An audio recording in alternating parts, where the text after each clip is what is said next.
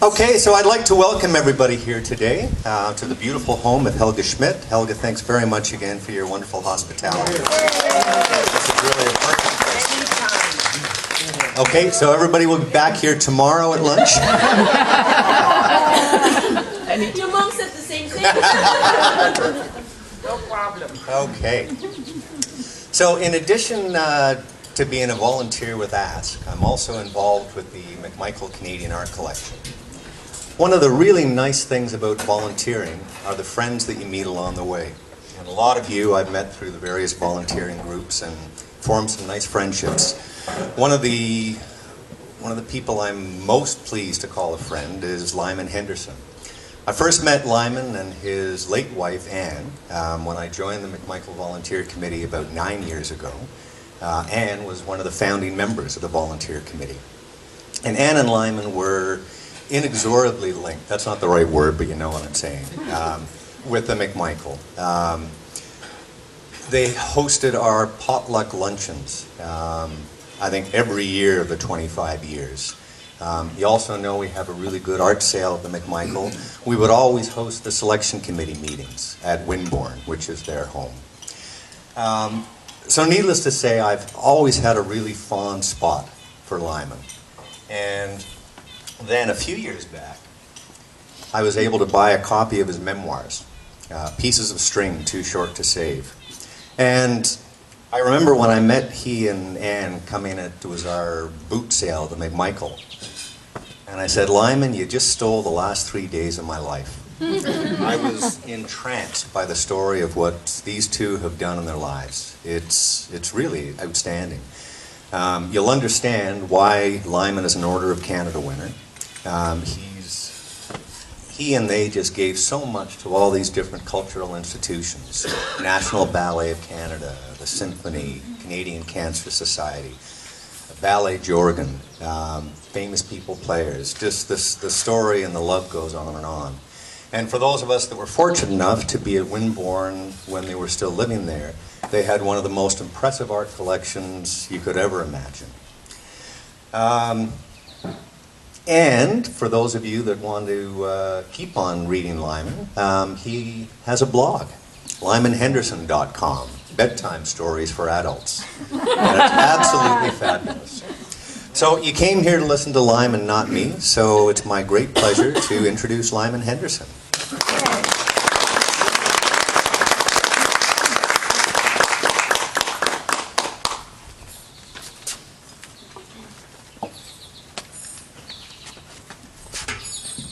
I do hope you have that in writing, because I hardly recognize myself.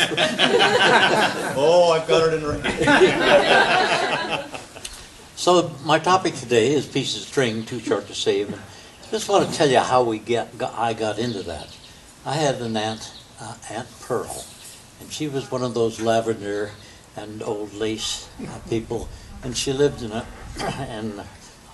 large house. Well, she was a widow. She lived in a large house up in Owen Sound, and eventually she died. And my mother and my sister and I went up to close up the house and all those things. I'm sure you've been in that activity. Not much fun, but the house is absolutely pristine. You know, there was no dust anywhere. That was Aunt Pearl. Until we got up in the attic, and there were all the savings. And not only were all the savings there, but they weren't just magazines piled and everything else, but they were all wrapped up. And one said, young Billy's Indian outfit, and he'd been dead for 40 years, so that was, Wow. but the pièce de résistance was a bundle like this, about this size, and on it it said, Pieces of String Too Short to Save. So that's why I called it this. This is sort of a selection from 70 years of experiences with Anne. I'm going to spare you the childhood part. There's little chronology or sequence in what I'm going to say. They're just interesting stories, and I hope you'll feel the same way, and because they're all little pieces of string that are no longer worth saving. Now, I brought some along.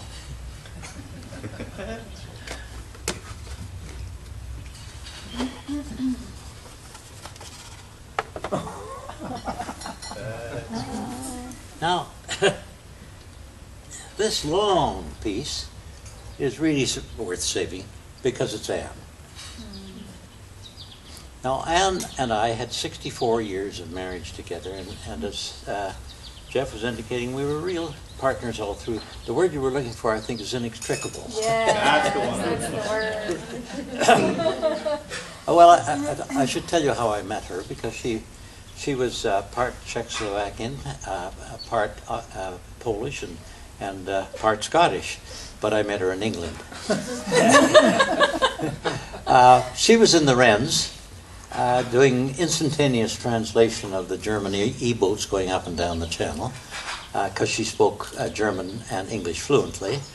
And I was in the artillery, and I was a junior subaltern in the artillery. And we were all in private digs, because the people had left these houses in Eastbourne, which was, those of you who know in England know, it's right on the coast, and in the direct line of where the invasion was going to come from Germany. So anyway, my job was to draw up the troops in the morning, and this requires a lot of stamping and a lot of shouting and and a lot of maneuvering around. And she was on night shift, and she was the newest one there, and she was sent down to see whether she could get the Canadian officer to draw his troops around the corner. And that's how it all started. Wonderful the way God works. So we dated for quite a while, and then I had to go over to Belgium, France and Belgium, and then I was sent back on a course, and we reintroduced. And I can remember one beautiful moonlight evening, and we'd just been to the Albert Hall to hear a concert, and we'd come back through St. James's Park, and there was a bench there, and the moon was full, and we sat on the bench, and we did what young couples did, and we were cuddling. And she looked up at me and she said, "Daddy wants to know what your intentions are."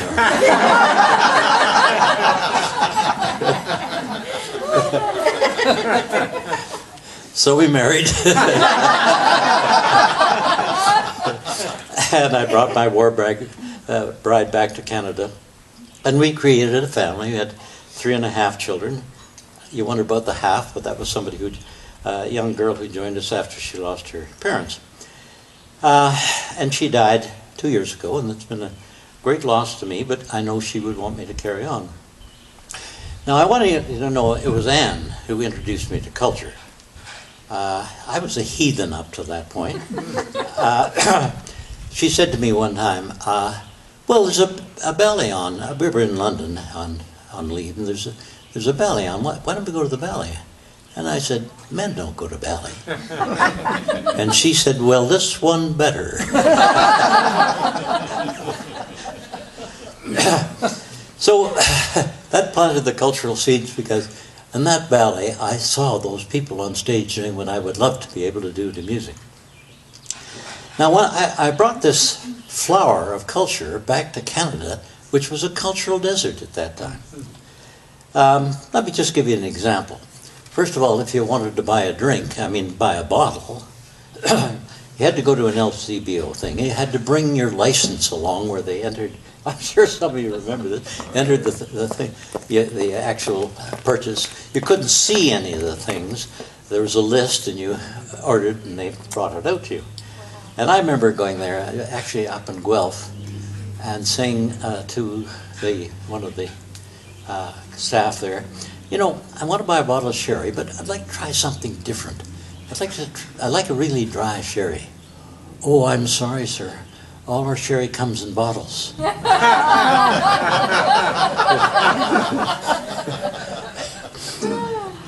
And we paid people to serve us.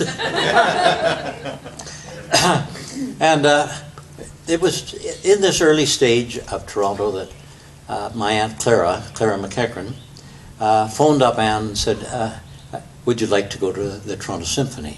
There's a program on in a couple of days. And Anne said, oh, I'd just be delighted to, Aunt Clara. And she said, well, it's not very good, but if we don't go, we won't have one. There's a good lesson for all of us. So, so we lived with my parents for the first little while. Toronto houses were just too expensive at that time. I can remember, yeah, well, I can remember seeing one in Moore Park. It looked rather nice.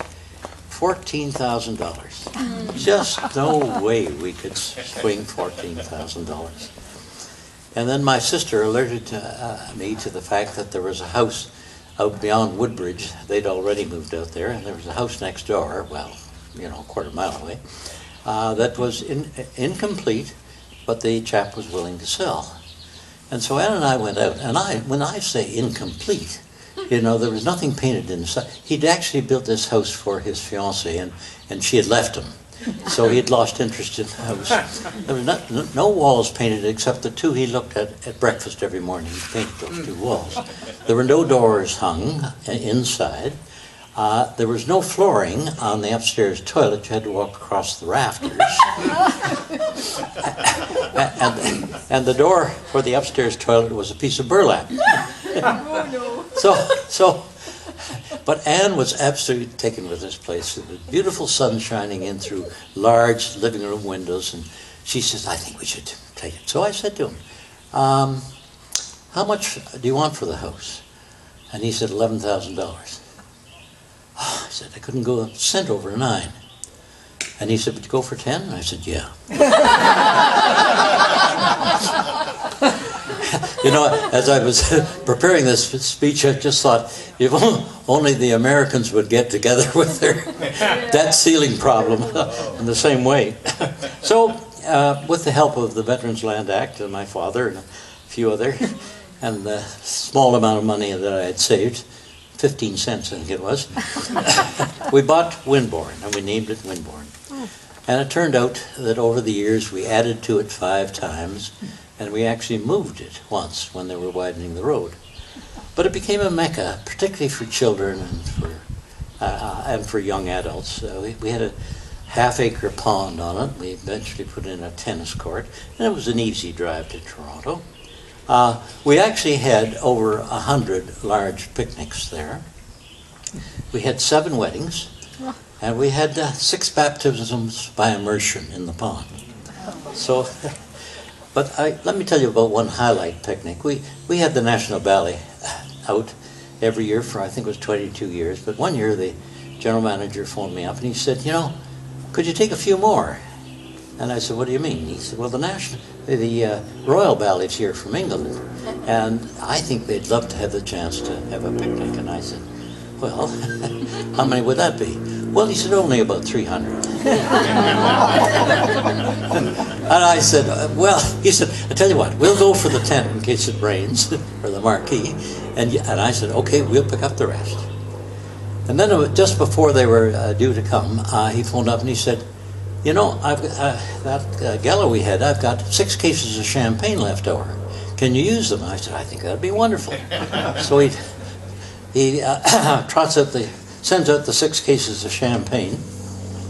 And then I thought, how the hell do you cool 6 cases of champagne? 72 bottles. Well, somebody said, put them in the pond, but the pond was too warm.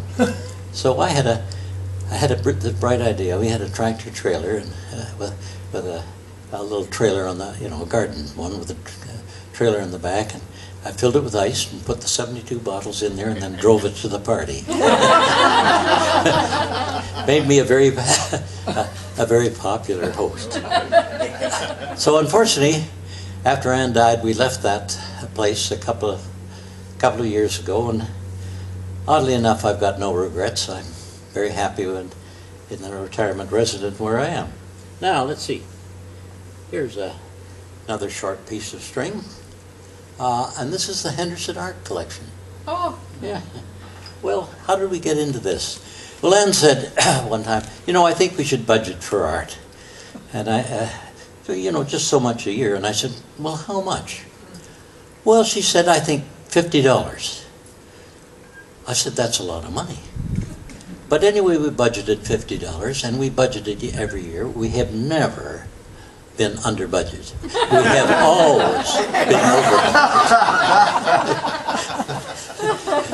budget. To give you an example, we were in England, and walking down the street past the Alwyn Gallery, just off Bond Street, and we always went into the galleries, and this said Art of the Ballet, and I said, this is going to be just great, or Art of the Dance, I think it was.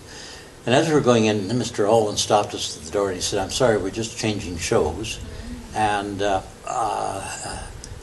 we can't let you in at this point. And I said, oh, that's tough because I'm president of the National Ballet and I have to leave tomorrow. Well, he said, come on in, but watch the wet paint. So we browsed around, and I usually tended to separate on these type of things. And when we met at the door, she said to me, did you see that piece in the back room? I said, the rather crescent-shaped one? She said, yeah. I said, wasn't that fantastic? And she said, yeah. Why don't we buy it? And I said, we can't afford it. And she said, how much is it? I said, I don't know.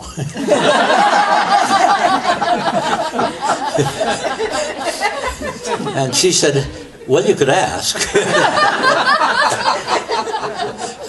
So I asked, it was up in the multi-$1,000 bracket. I said, Dan, look, So I said to Mr. Alwyn, I'm sorry, we don't make decisions this big on the spur of the moment. I might be back, and I could see he was losing a sale. We went to the door, and the heavens opened. Rain, hail, wind. I said, Duane, we're getting a message. So that's one of our favorite pieces. And in all, when we finally broke up house, we had about 350 pieces of hangings and sculpture and paintings, and it was a shame to break it up, but my daughters and my son and my, well, I guess we got into some of the relatives, have got a lot of these things. Okay, now, here's another piece of string. This is the travel booklets. When Ann and I traveled, I would take my laptop and she would take her camera, and she'd take the photographs and I'd write the storyline. Then when we'd get home, we'd put it together in the form of a little booklet, and here's one of them. This was on India, and I'm going to read you a part of that in a moment. Then we'd sell it to our friends until we ran out of friends.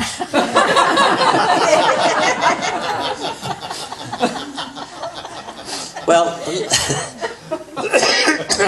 let me read this to you. This is what's on India. Our introduction to this large and mysterious subcontinent was not the most propitious, but it was such an initiation to the ways of the country that we considered it a precious experience in retrospect. The Thai air schedule proclaimed that we would arrive in Delhi from Bangkok at 2:45 a.m., but departure delays make that an hour later. The arrival at the Delhi airport, though late, was uneventful, except that after a 2-hour wait, it was only then evident that our check bags had not made it on the Bangkok-Delhi flight. Our friend and guide David Eady, whom I'm sure many of you have met us at the airport and had to wait for us during this long early morning delay. However, eventually we left the terminal building and searched for the taxi that had taken him out of town and had agreed to take us back, all for the bargain price of $17. The Ambassador, out of Morris, Oxford, is the popular car in India. Though it has been produced here since the early 50s, the style has never changed. Our taxi must have been circa 1955. The body was battered, bent, and bruised. The engine was enthusiastic, if erratic. The driver was both ancient and aggressive. We climbed in. There were no seat belts. There were no seat belts anywhere in England and in India. The drive to our quarters was full of anticipation and apprehension, fully justified it turned out. Rounding one corner, we pulled over to the curb, flat tire. Unperturbed, the driver got out, searched the roadside for boulders with which to jam the wheels. Then he put the jack under the front and tried to raise the car. The jack was as old and reluctant as the car, so David and I had to heave up on the fender while the driver gave another inch or so in the jack position. He changed the tire. We noticed that the one he removed was completely bald with a hole worn right down through the lining. The new one was not much better. Having made the machine roadworthy again, he tried to lower the jack, but that ancient instrument had given it its all and refused to budge. So he simply drove the car off that support, leaving it as a hazard in mid-road.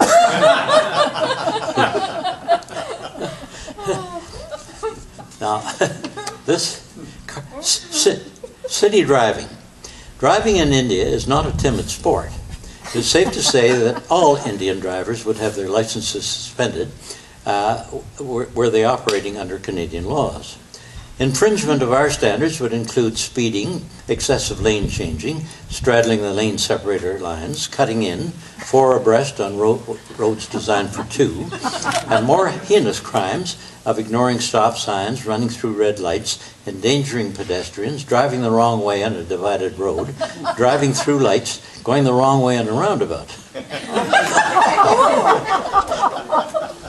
The Indian driver becomes an aggressive gorilla behind the wheel of his vehicle. The passenger endure more stress than on a midway thriller ride.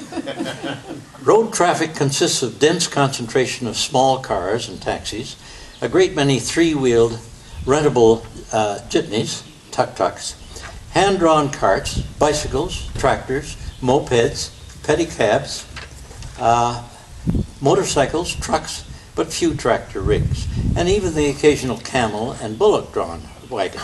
We once saw a line of elephants. Most vehicles carry far more people than they were designed for.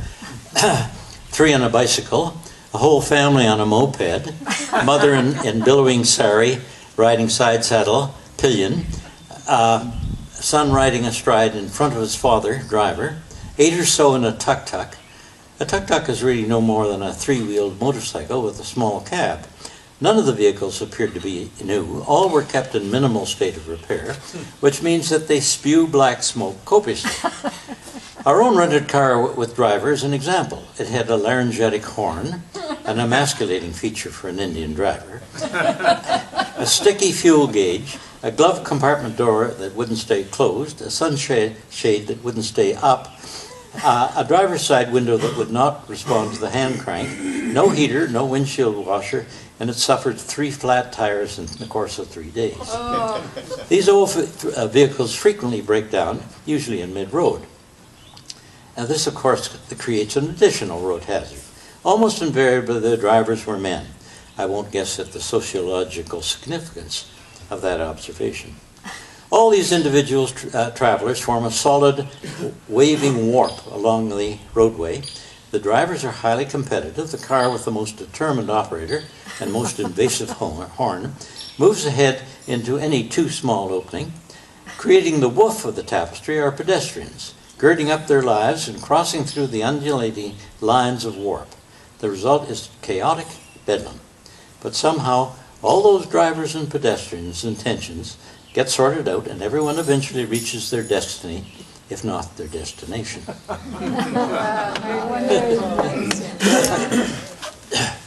Now, here's another piece of string. Maybe it's the same one. I want to tell you about famous people players. I don't know how many of you seen famous people, almost everybody. It's a black-light theater group that employs as actors handicapped people, mentally handicapped people. I think they're called mentally challenged now. And this marvelous Diane Dupuy, a remarkable woman who has designed this and brought it up to speed, and her mother Mary Thornton, who designed the characters and the puppets. So the famous people players part, the famous people, are all famous people that she has designed in puppets, and then the manipulators, if we can call it that, or the puppeteers, are all in black velvet, and it's all lit with ultraviolet light, so the puppets shine and look very real. So it's a remarkable thing. at one point, pretty early on in her career, she needed a printer. And she went to the Yellow Pages in Toronto, and there are 4 pages of printers in Toronto.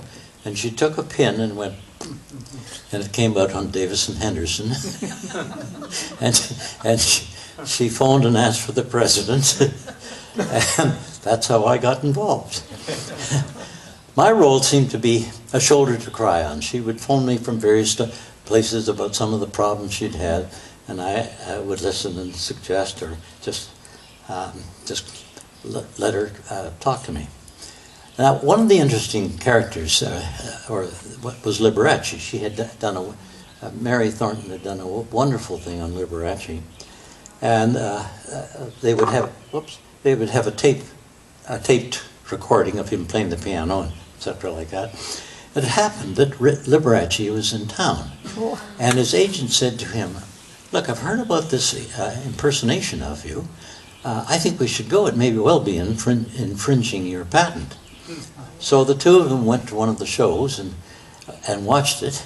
And when it was over, Liberace went backstage and engaged the whole troupe for all summer long in Las Vegas. One other story about her, she was traveling to Washington to put on a show and had gigs all lined up and everything else like that. And there was the remote possibility that the President of the United States might attend. So they go up the border, and the custom official looks at the paperwork and he says, "You've got the wrong visas. You need a work visa." And she said, "Well, I can't possibly have a work visa because I have to put on this show tonight." And he said, "I'm sorry, ma'am, I'm not going to let you through without the proper papers." And they argued for a while, and she said, "May I have your phone?"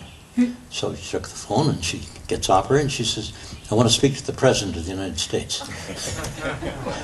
Well, she didn't get through to the President, but she got to the President's office, explained her dilemma, and the man on the other side said, "Let me speak to the custom officials."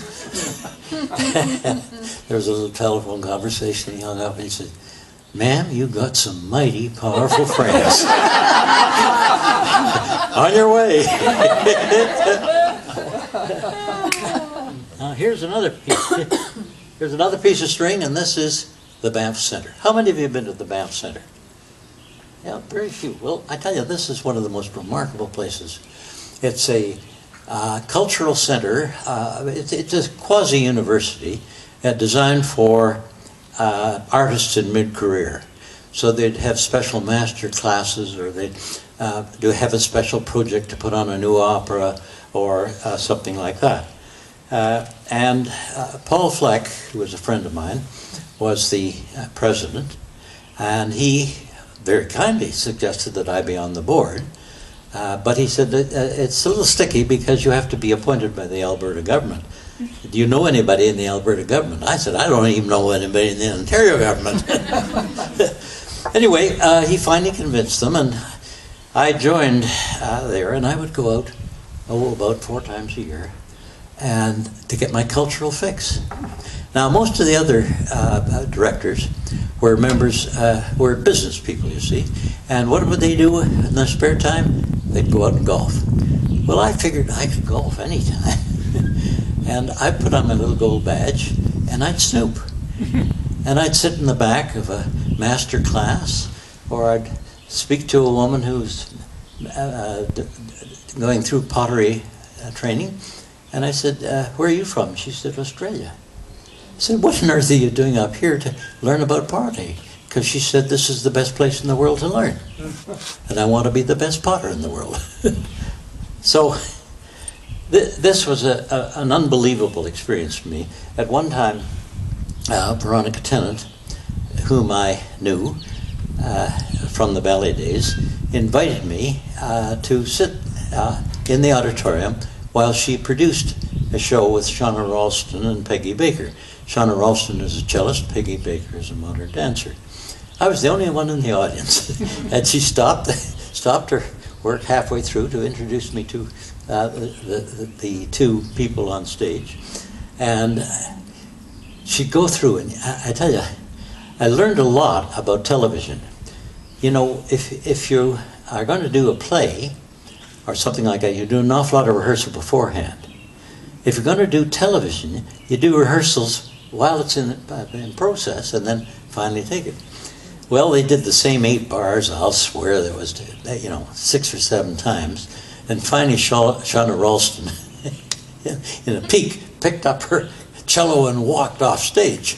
And Veronica said, "I think we have a take."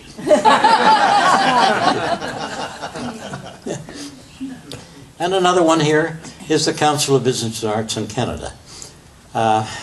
Somehow I got serving on that. I guess it was Arnold Edinburgh. Anybody wants this fly, they can have it. And Ed Bovey was the chairman at that time, and Arnold Edinburgh was the CEO. So I sat on the board with these, it was a pretty powerful board. There were all sorts of people from the top ranks of various companies, large companies. So anyway, I had this idea of a simple book for fundraising. And I called it the 10 Lost Commandments of Fundraising. And I showed it to Arnold, and Arnold said, there's nothing as powerful as an idea whose time has come. And I think this just might be it. He said, if you'll print it, we'll do the distribution. And I said, yeah, we'll print it. And we printed 1,000 copies. Well, they were gone before we could deliver them. In the end, we printed about 20,000 copies, and including a French edition, and that was even taken overseas.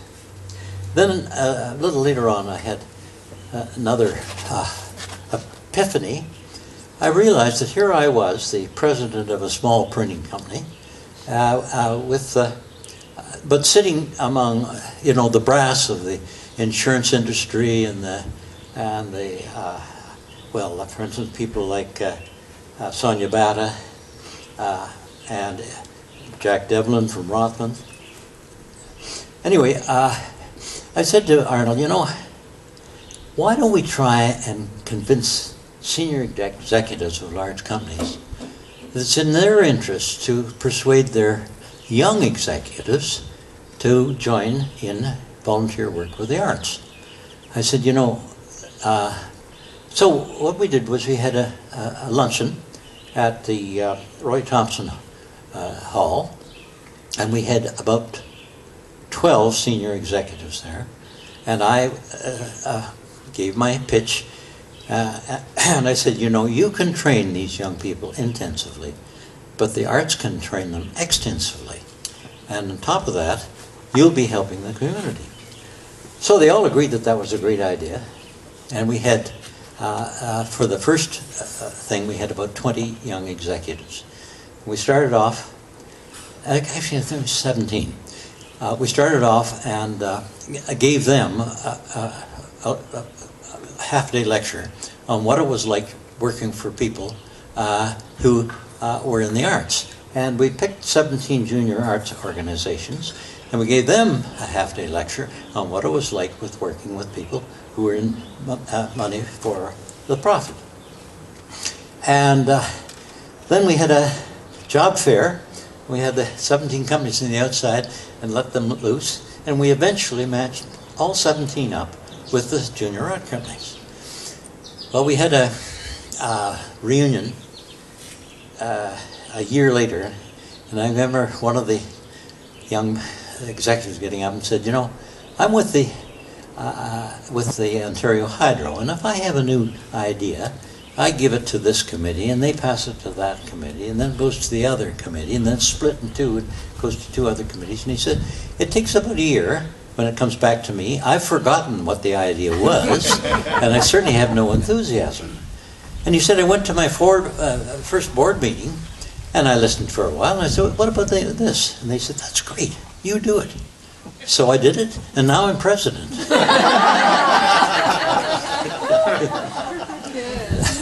Now it was for these the 2 ideas that I was awarded the Order of Canada.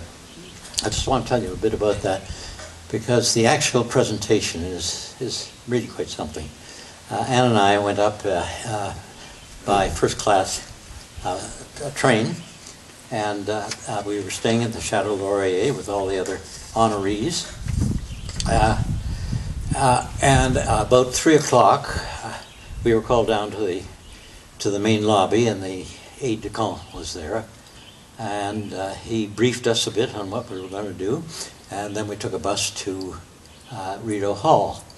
And there we had a few cocktails. And then we went into the tent room. I don't know if any of you know what the tent room is? Well, it's actually a large room, but it has a canvas top. I guess there's a ceiling above that, but anyway, it looks like a big marquee. And they divided us in two. On one half, we had the honorees, and in the other half, the spouses and supporters and whatever. And then we were called up one by one. I'm sorry, the Governor General and his wife were up at the top, sitting down, and we were called up, and the citation would be read out in English for the English and in French for the French.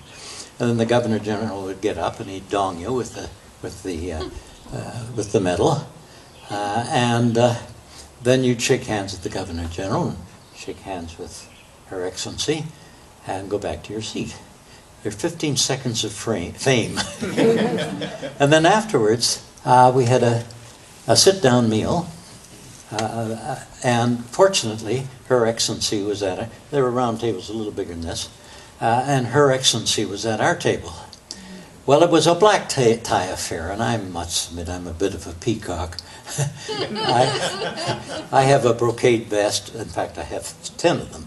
But I have a brocade vest, and I have a tuxedo coat, which is a frock coat instead of cut off here. And I was sitting down beside Her Excellency, and she said, "I wish I could get my husband to dress like that." Well, I'll tell you, it made my day. So I've run out of pieces of string. So what are we going to do now? Well, I'll tell you, we're taking a swan song. I'm going to Alaska.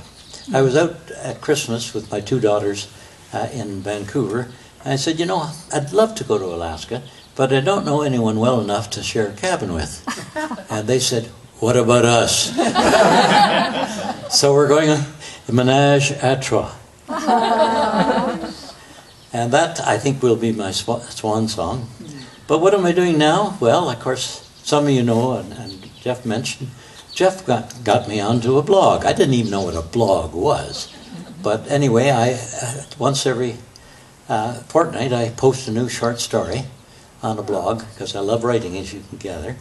And now that it's just a year and a half, and I'm just about 300 short of 10,000 hits. So it doesn't do anything for the pocketbook, but it sure does something for the ego. Yeah. So life has been good to me. Thank God, and thank you.